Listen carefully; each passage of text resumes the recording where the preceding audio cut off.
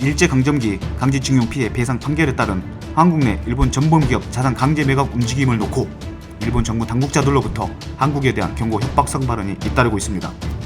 일본 외무성 간부는 4일 보도된 NHK와의 인터뷰에서 최근 한국 법원이 일본 제철의 한국 내 자산 압류 명령에 관한 결정문을 공시 송달하는 등 자산 매각에 필요한 절차를 개시한 데 대해 한국 측에서도 현금화되면 큰일이 난다는 걸 이해하고 있을 거라고 생각한다고 말했습니다.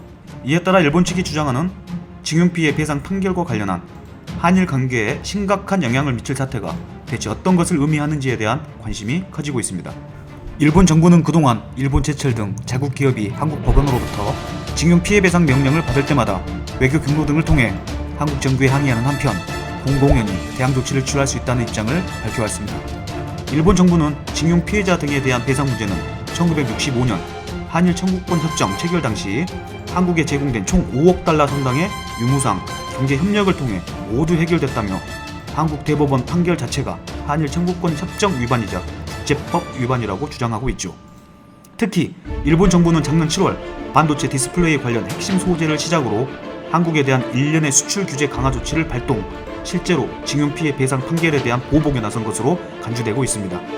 이외에도 그간 일본 내에선 한국 정부 등이 소유한 일본 내 자산 압류와 한국산 제품 수입 관세 인상, 한국인 입국 비자 발급 제한, 주한대사 총영사 일시 귀국, 국제사법재판소 제소 등이 일본 정부가 선택할 수 있는 대항 조치들로 거론되어 왔습니다.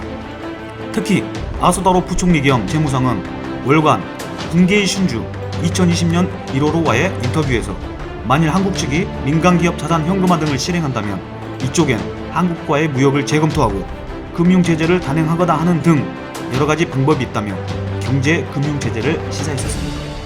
이와 관련 산케이 신문은 올 4월 징용피해 배상 판결에 관한 보도에서 일본 정부는 현금화에 이를 경우 신속히 대항 조치를 취한다는 방침이라며 두 자릿수에 이르는 옵션을 검토 중이라고 전하기도 했죠.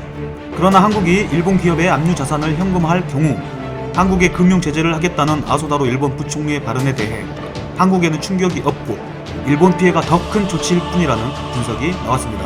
최백은 건국대학교 경제학과 교수는 TBS 김어준의 뉴스공장과의 인터뷰에서 7월 초 반도체 수출 보복과 비슷한 논리인데 그것보다도 피해가 더 적을 것이라며 정상적인 정치인이라면 실행으로 옮기기 어렵다고 밝혔습니다.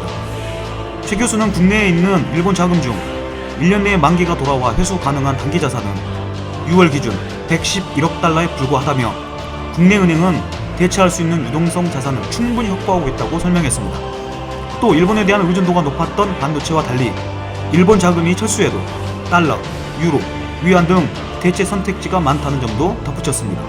금융 제재를 할 경우 오히려 일본의 피해가 더 클 것이라는 분석도 나왔습니다. 최 교수는 금융사업에서 신용이 가장 중요한데 이렇게 자금을 회수하면 일본은 안정적인 수입을 얻고 있는 한국 시장에 다시 진입하기 어려울 것이라며 정부가 이런 제재를 해도 일본 은행이 협조를 안 할 가능성이 굉장히 높다고 강조했습니다. 이영채 일본 게이센 여학원대 교수도 경제 조치 이후 가장 피해를 입은 건 일본 중소기업이라는 점을 언급했습니다.